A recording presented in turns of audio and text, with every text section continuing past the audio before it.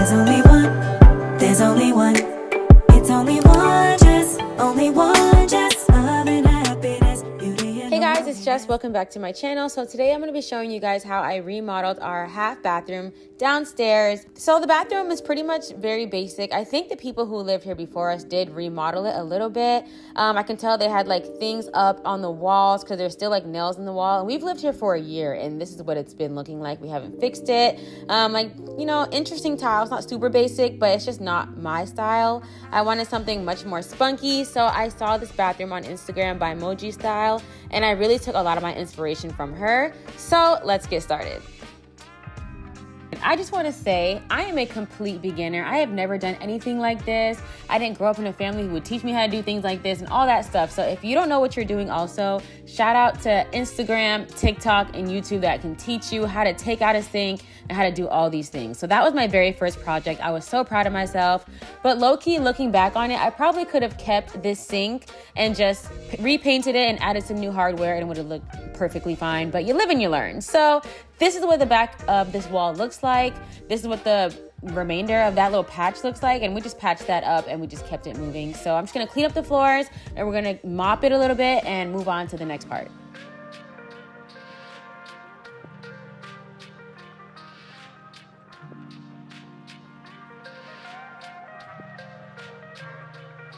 All right, so after taking down the mirror and being so completely proud of myself for every single accomplishment, I'm taking all the nails and screws out of the wall that they left here when we bought this house. They took down all the stuff and did not take the screws out of the wall, but it's not a big deal. Look, when I popped this off, I wasn't expecting all the paint and stuff to come out like that, but it's all good. I was just so proud of myself. So now we're using the Dry Decks, I think it's called, just to flatten out and like fill in all the holes and make them wall nice and flat because we are going to be putting wallpaper over the walls, but we'll get into that a little bit later. So I'm just patching up all of the holes and I'm going to let that dry. So after that, I will say I did hire someone for this particular task to put in this new sink. I got this sink from Homery. I'll leave that in the description box as well. I've always wanted a floating sink, so I thought that was really pretty. So I went ahead and ordered that sink, had someone put it in. That part wasn't very budget friendly, but you know, this is my first time doing things, okay? So you live and you learn, like I said. So now we're gonna go ahead and paint the baseboards. This tub and tile paint is so strong that if you don't crack a window, it'll be your last day on this earth. So make sure you're in a ventilated area for that. So I wanted to paint these because I'm going to be changing out the floors, which I'll show you guys later, but I didn't know how to take these off. I thought it was too big of a task to like take it off and put up like new white baseboards. So I just decided to use like tile paint and paint over it. So I do want to caution you guys, if you're going to use a roller, to probably like, you know, tape off, like use tape to get all the fuzzies off because it was sticking to the paint on the tile and it was really frustrating. But then I went ahead and just put some tape on it to get all the fuzzies off and then the rest went on very smooth. So this was probably the easiest project that I did throughout this whole bathroom. It looks a little raggedy right now, but I went ahead and like fixed up and cleaned up all like the lines. But that was the easiest part. So I couldn't figure out how to get this off. So I was like, all right, I'm not gonna fight with you. I'm just gonna go ahead and paint you black. So I used a flat paint and primer spray and I just spray painted it black because it's gonna go with the decor of the bathroom. So I was like, I'm not gonna fight you. You're gonna be black since you don't wanna leave. I'll just paint you black.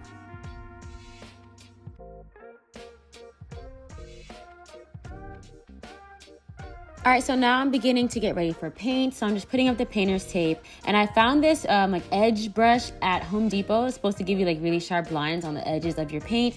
But it was actually giving me like a little gap in between the paint and the tape. So it didn't really work out as well as I wanted it to. But I just used it for other projects with the paint as well. So it wasn't really a big deal. I still put it to good use. So the black paint that I'm using is Tricorn Black. At least I think it's Tricorn Black, like that's the color that I asked for, but when the paint dried, it looked a little bit different than the inspo pics that I looked at. I think Tricorn Black is supposed to be a little bit more matte or like a little bit more of a flat paint, but I think they gave me satin, which I didn't ask for, but what's done is done. So the next day, I was supposed to go in and, you know, touch up the spots on the ceiling that I got a little bit of black paint on. And then I was just like, you know what, forget it. We're just going to paint the ceiling black. And I never, like that was not in the plans, okay? Like a black ceiling was just something that I thought would be a little bit overkill, but it actually worked out really well. So I just went ahead and painted the ceiling black, had a few oopsies, but nothing little paint and water couldn't fix. And then just went ahead and just, no painter's tape, okay? Just straight vibes. And just painted the entire ceiling black.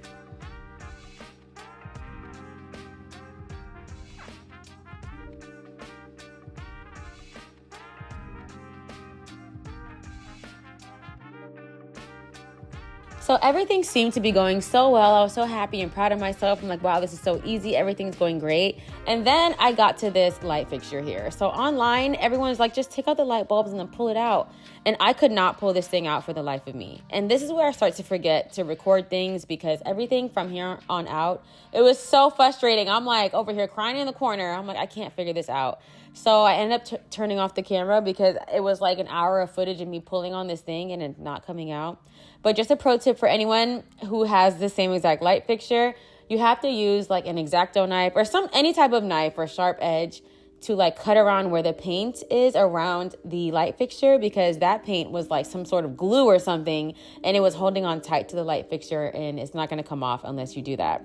So I had to just put up this roll of wallpaper really quick because I wanted my husband to install this light fixture, and it had to go up after that piece of wallpaper. So I kind of skipped that step, but it was just so frustrating.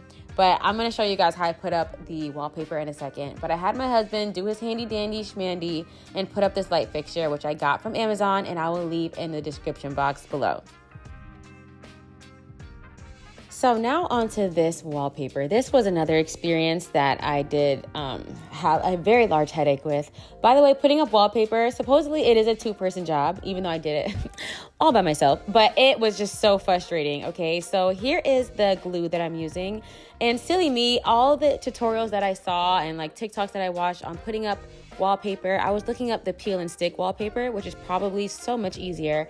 But when I ordered this one and it arrived to the house, I was like, where is the sticky backing? Ain't no backing. I had to buy my own glue. But this wallpaper is also a little difficult because it has such like interesting shapes and stuff that you have to match up the lines perfectly. And sometimes I felt like some of the lines were matching like on top, and then by the time you get to the bottom, they weren't matching anymore. But it's not a big deal because when you look at it in like the grand scheme of things, you can't really tell. As long as like that top one looks good, I feel like you're fine. So when it comes to sticking up wallpaper, there's a lot of trial and error, a lot of peeling off, a lot of like scraping to make sure you get the glue nice and like smooth on the wall, and like scraping out the air bubbles. But after a lot of like trial and error and lifting up the glue and stuff, it usually should come out pretty flat. So it took me a really long time to do this. I cried a little bit and I wasted so much wallpaper. I had to order another roll, so I had to wait like 2 more weeks for it to come because I wasted so much. But that's how that worked out. All right, so here's a better example. Like here you can see some of the lines are straight and some of them are a little off, but like it kind of just looks a little abstract. You know what I'm saying? Like I don't think it matters that much. So I'm not really worried about it. Just looks like a bunch of shapes on the wall. But here I'm just kind of mapping out where I should put the mirror to make sure the sizing is correct and that it's not too high and that it's not too low. And then I was drilling holes in the wall and stuff. Okay, I was kind of living life on the edge. I was not looking for no stud finders or nothing. But it worked.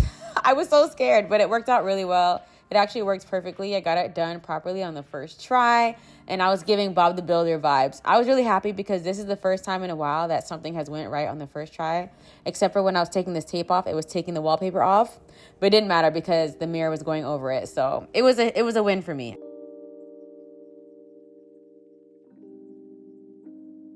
So putting up the mirror was fairly easy. I just stuck them into the little holes that were there, and I put some command strips on the back of the mirror and the bottom on the sides too, because I kept having visions of the mirror falling over, so I just wanted some extra security. So that's what it looks like in full. And now we're going on to the floors. Now this was another task in itself. It wasn't hard, but it just took a very long time. So I got these peel and stick floors from Home Depot. They're like a marble inspired type of look. So instead of using just like the rectangular board as the flooring, I decided to do a herringbone style. I got the inspo off of all my inspo is off of TikTok and Instagram and YouTube, okay? So I saw this little contraption on someone's video to go ahead and cut the boards into like 4-inch rectangles. But I wouldn't recommend this for this type of peel and stick floor because it doesn't give it a very sharp cut. It's a little swervy on some areas because I don't think it's strong enough. So after a while, I stopped using that and I just started using my box cutter and used that for a ruler. So I just went in and made even cuts, and it should give you like 6 like little rectangles. I think I did 4 inches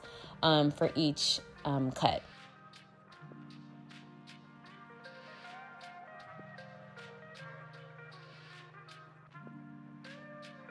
So when I was done with all the cuts, I laid them out on the bathroom floor just to make sure I had a good idea of how I wanted them to lay before I actually took the backing off and stuck them down to the floor. because with some of these, once you stick them down to the floor, they're not coming back up, honey. So I wanted to lay them out, make sure I had enough, make sure I had the right style in mind, because with these, in the beginning, it can be a little bit tricky on which way to lay the tile or the flooring, but after a while, it becomes like riding a bike. It's just very like your hands get in motion of which way they're supposed to go.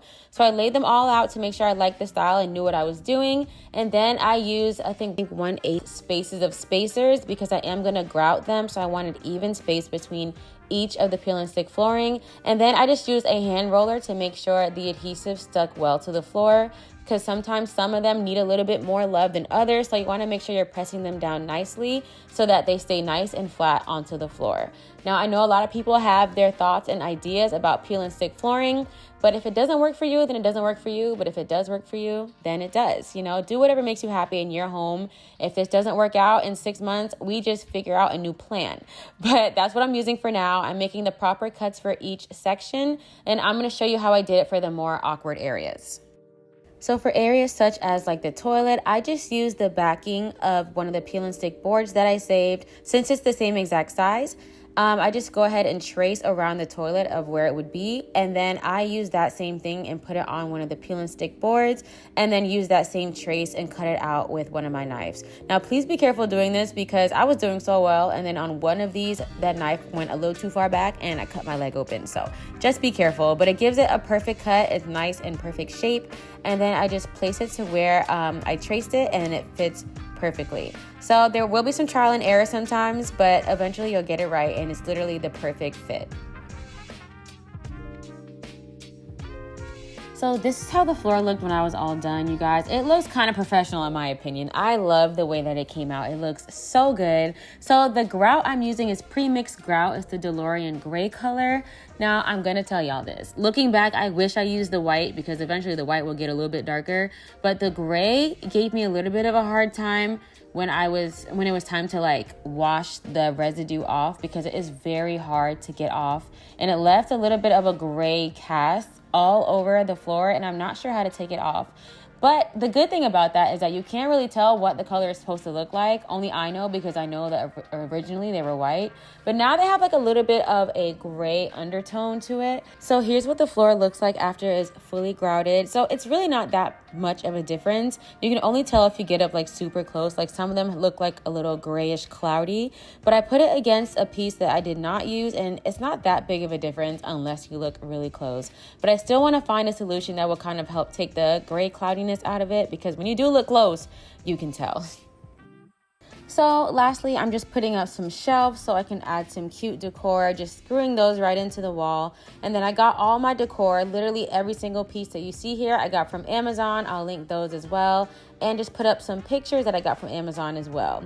So let's take a little reminder of what the bathroom used to look like. Just very basic sink, basic mirrors, basic light fixture. I had these screws in the wall. Nothing very exciting about the paints. The floors were pretty basic. And now I have a half bathroom that I absolutely love. It feels so much brighter. It's so much spunkier, much more modern, much more exciting. I'm very proud of myself, with the help of my husband a little bit, and the handyman who put in the sink. I'm very excited about using this bathroom every time I come in here, and it feels like an oasis. So I thank you guys so much for watching this video. If you have any questions, leave them below. I'll be sure to answer and leave all the links in the description box. Thanks for watching, and I'll see you in my next video. There's only one